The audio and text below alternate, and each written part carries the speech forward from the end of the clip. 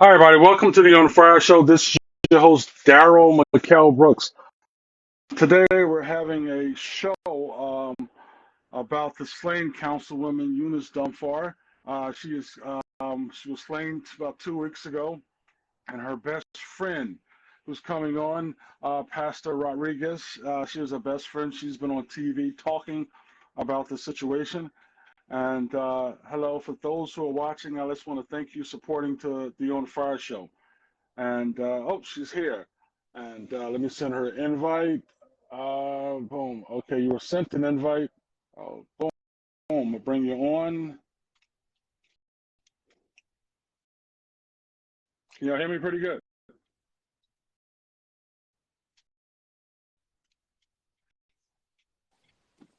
Hello. Hi. Hi, welcome. Welcome to the On Fire Show. I thank you for coming on. I am just so excited to have you on. I met you about a week ago after I called you on the phone. I saw you on, I think it was Fox News, and about this tragic incident with your best friend Eunice Dwumfour, councilwoman. And saw you on the television. I called you, and you picked me up from you and your husband picked me up from the train station. I just want to thank y'all for taking me to the memorial. Wow. Um, a lot of people would like to know about Eunice. Um, can you tell us a little bit about her? And you are Pastor Nelia Rodriguez, right? Correct. Yeah, That is correct. yeah. So tell us about Eunice. Eunice was a wonderful woman. She was a girl, a lady of 30 years old who was just on a rise of being a star. A woman with confidence, a woman who inspired other women. At the age of 30, she was already accomplished being a councilwoman, the very first Black councilwoman for this town of Saraville. She was part of the EMT. She was part of the police department. She was part of the public committee. She was a pastor. She was a director for the Assembly Church, the Royal Assembly Church in Newark. So she was a rising star where everywhere you met Eunice, you knew she was shining. She was Hmm. the type of woman that you would love to talk to her. You will speak to her and you will think you knew her all your life because she was such an open person, such an understanding. And one thing, she was a very, very faithful woman of God. She Hmm. always had God in everything. You said something negative, and the first thing this woman will say to you, no, God is in control. God will do this possible. Nothing is impossible for God. And it was a beautiful person to be around. And so tell us how you met Eunice. Well, Eunice and I met at the HRC, which is Human Relation Commissioner. We're both human relation commissioners. So her sister came in, Faith, and Faith brought in Eunice. And that's what we met back in 2016. We met at the commission. And from that moment on, at that moment, I didn't know she was a pastor, and she didn't know I was a pastor. And we ended up having a conversation, and God put his Yeah. people together. Oh, yes, definitely. Yeah, definitely. God put Mhm. his people together. So, uh, tell us, tell the audience, what was it like after you got the phone call about Eunice? You know, she was struck down at 30 years old. At least she had a daughter. Her daughter was what, 12 years old? 10 years old. Mhm. And so, what was it like when you got the phone call about Eunice? Um, it was devastating because it happens to be that the same day that she was murdered, the same exact day, um, I saw her. Hmm. I just saw her a couple hours before it happened. Um, we were just crossing from the store. She was coming in. I was coming out. We had our talk, and the last thing we said to each other was, "We'll see each other on the HRC meeting tomorrow." She said, "God bless you, Pastor." We gave a hug, and we went our own ways. Around 7:20, my husband, who is a detective for Cerebral Police Department, he gets a call and says that there has been a murder, and it was Eunice. And my husband asked me, he said, "Didn't you just see Eunice?" I said, "Yes, I just saw her, a couple of hours ago." And he said, "Well, she had been murdered." And at that moment, I started crying. I couldn't believe that that was true. I thought it was maybe an act of just trying to be funny, but I don't think he would play with me that way. But I didn't want to fall into the reality that was actually real. Because you just touched somebody a couple of hours ago, and next thing you know, they're not here. Yeah. One of the things it was so devastating to me. She was a young person at the age of 30, and you said, she was a Christian woman. It seemed like she had a lot of positive energy. She did. When you have that positive, you're 30 years old, you have that energy, you want to conquer the world, and we all were 30 at one time, and I can understand that. It was just so devastating to see a young woman get shot like that, and it was, when I saw the news, some friends of mine called me on the phone and said that she was a woman. She was from Africa. What country in Africa was she in? Ghana. Ghana. And I called some of my friends, and they couldn't believe this. Just just like a councilwoman gets shot like that, and the type of how she got shot. I think they shot at the car 10 times. 14. And 14 times. And the way she died, it was definitely a terrible thing. One of the things that people always ask was, why? Why would someone shoot a woman, 30 years old, shoot anybody, but a bright star in our world, a Christian woman, a strong Christian woman? And that's important about her faith. She was a strong Christian woman, did everything for the community. And it's just the way that she died, and there was no evidence. They have a video of a person shooting her. They don't know what color he was, or was it a man or female? Can you give us some insights on the video and some of the things that was told to you about Eunice getting murdered? Well, Eunice got murdered. She has 7 shots in her face, which is very devastating. I cannot imagine how somebody could get shot 7 times in their face and then another 7 shots everywhere else. There must be something with a lot of anger, because you get that person and close to somebody to do that. The videos that have been known is that there's a male. They know it's a male. It's a male. It's a male. It's not a female. It's a male. He has black pants, black hoodie, and he has a black mask on. So that's all we know. The male was right next to her car. So we believe this male either knew her or knew of her. He could have been asking her a question, and at that moment he pulled the gun and started shooting on her. This male must have had this already planned, because where it's La Mears, which is the luxury apartment she was living at, there's a path to go right into the parkway. And this person knew exactly what path to go quickly into the parkway. So whatever happened, this person either had a car waiting at the parkway, or he had a car parked at the parkway to get in the car and just take off. Yeah. So it looks like it was planned. A plan. The governor said that this was not he said right from the start, this wasn't a political hit. And, a lot of people, I talked to some people at the memorial, and I talked to other people, and, some people believe that this was some type of political hit. Why would anyone, assassinate a councilwoman like that? And, seemed to be a very decent person, mother, daughter, sister. I mean, I met her father at the memorial. I met the family, and the family was just in tears, shaking.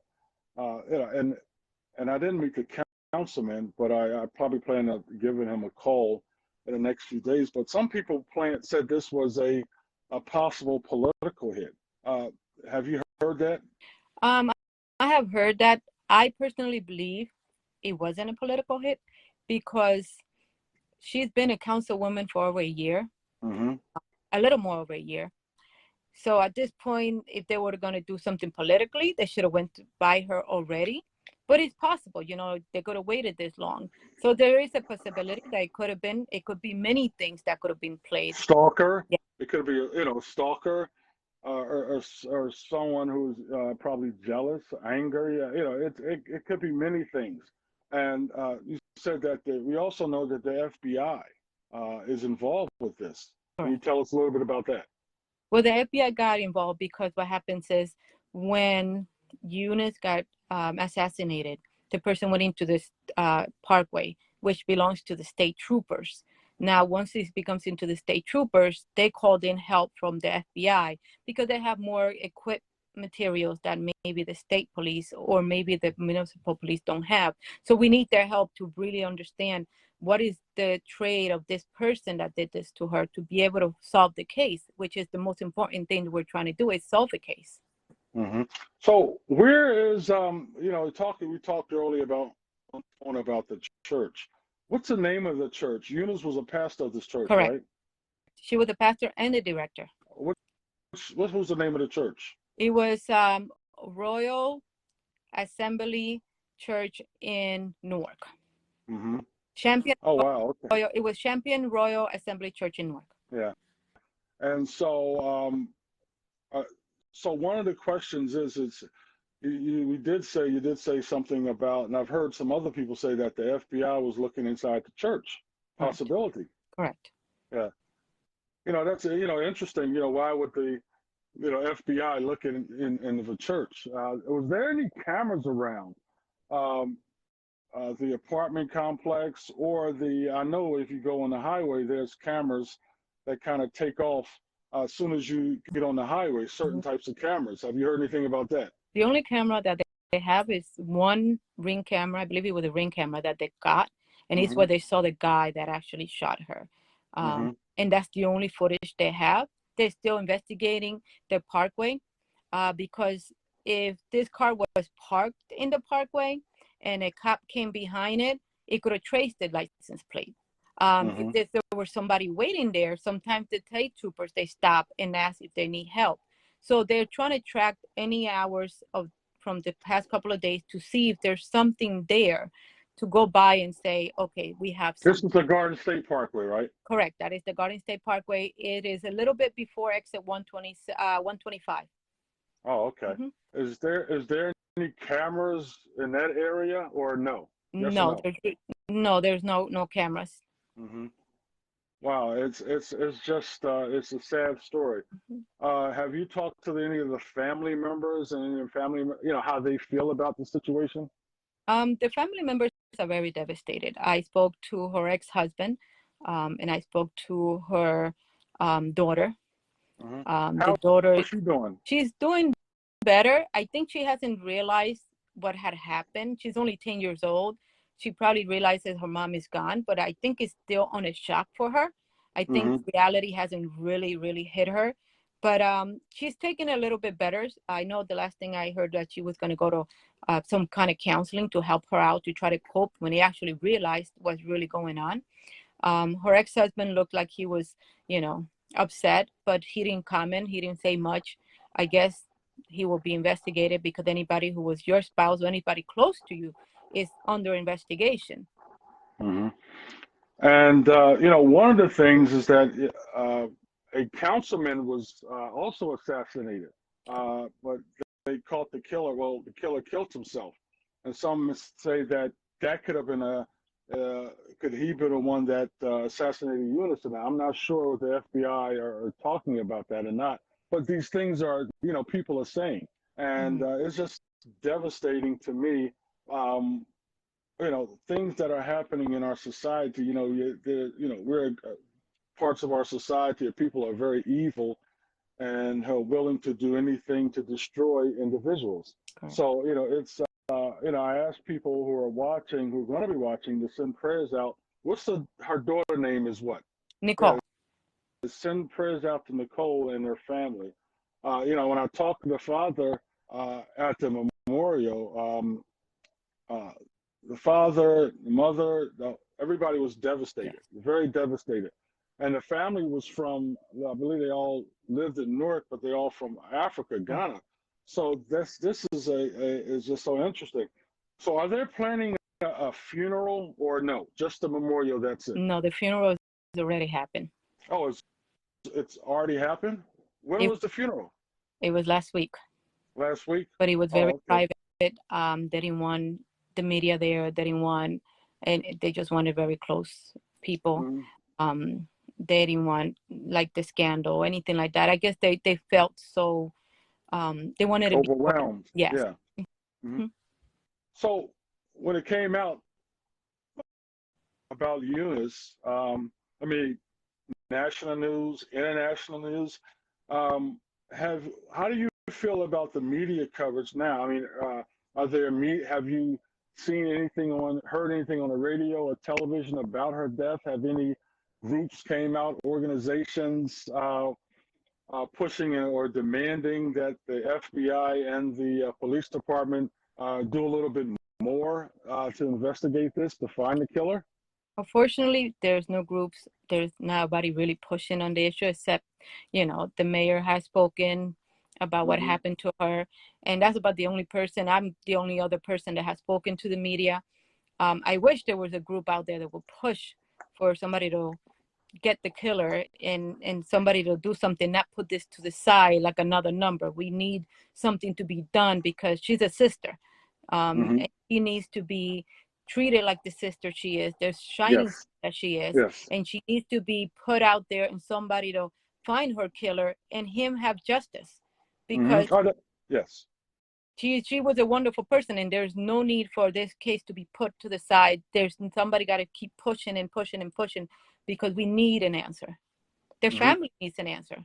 Yeah, yeah, listen, I definitely agree. And some people say that, because she was from Africa and she's a Republican, that people are not speaking out and who are not coming forward to get the press, get the FBI, get the police department to do more.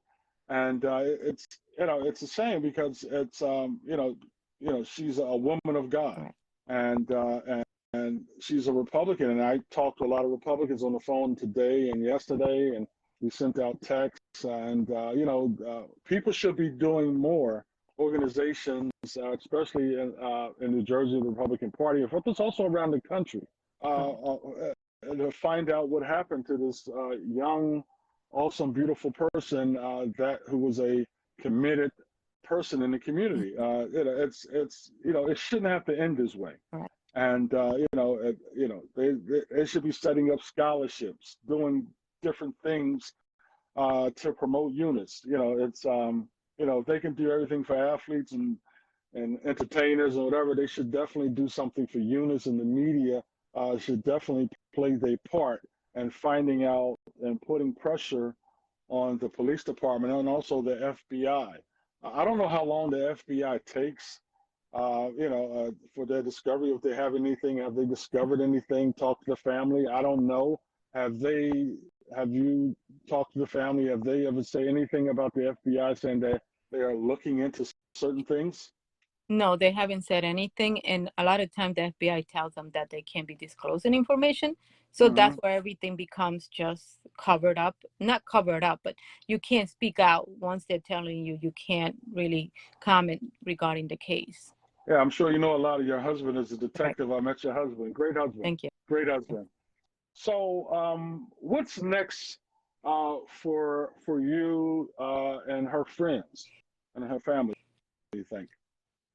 I I would like to get to the family once everything comes to a settled, um, and go out there and maybe make a rally and say, you know what, we need answers. And like you said, if they do this for athletes, they do this for people who, why can't we do it for a woman who was an inspiration for every young woman out there, especially a Yes, she black woman, was. Yes. Black women always have been put to the side because we're minorities. I'm Puerto Rican, so we get put to the side because we're minorities. She was a strong, inspirational woman, not only to her child who's 10 years old, but to other children and other women who looked up to her. Because I know many times we walked around and, we will do we have a walk that we do for the Hmm. autism and things like that. And we will speak, and a lot of young girls were like, well, we want to be like you, Eunice. So it's beautiful to have a woman like her, so young, to be an inspiration to other women. So I think Hmm. to have somebody come out, make a rally and say, listen, we need an answer to what happened to this young woman.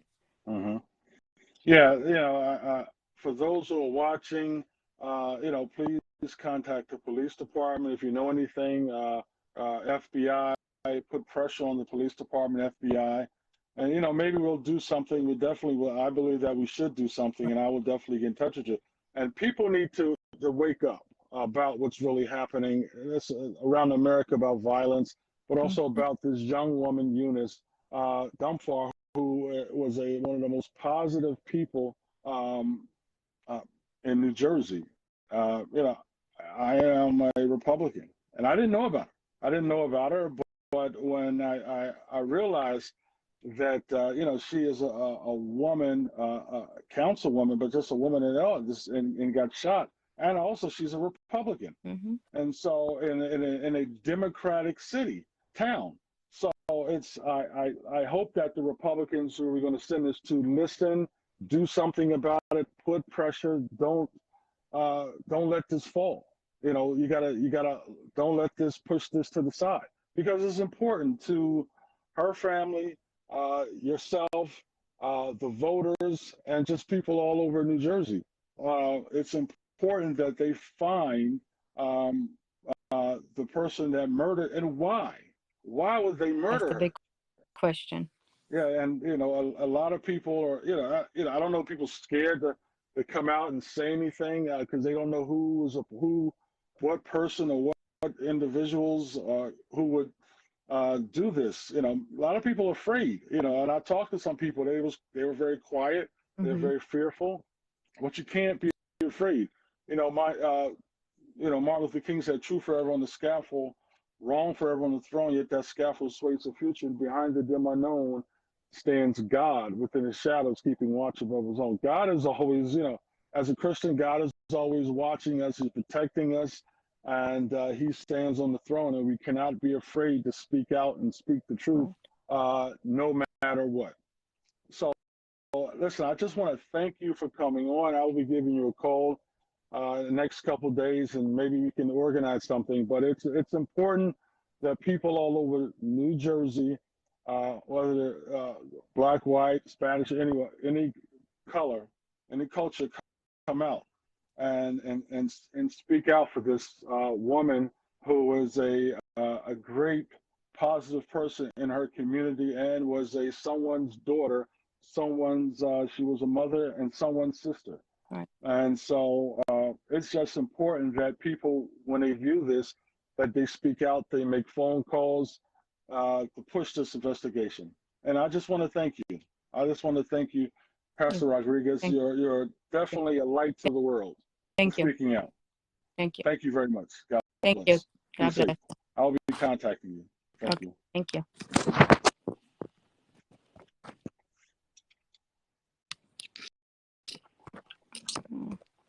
I'm sorry. I'm trying to see how to get out of this. Oh, I think okay. Oh. There you go. Boom. Hi, everybody. This is Daryl Brooks of the On Fire Show. Listen, Eunice Dwumfour was a powerful light, and someone took that light from her, took that light from the world. We have to speak out. We have to organize. We have to do what we have to do to make sure her killer gets find her killer. And why did they shoot her? Was it political? Was it mafia? Was it someone who was stalking her? We don't know, but God knows. So we have to come out and find the truth. We are a great unity of people, and God is always on our side. And so we have to stand up and be strong. Whether she was a Republican, she was an African, she was an American. She was a councilwoman taking care of her community. She was a pastor. She was someone's daughter. She was a mother of a 10-year-old child named Nicole.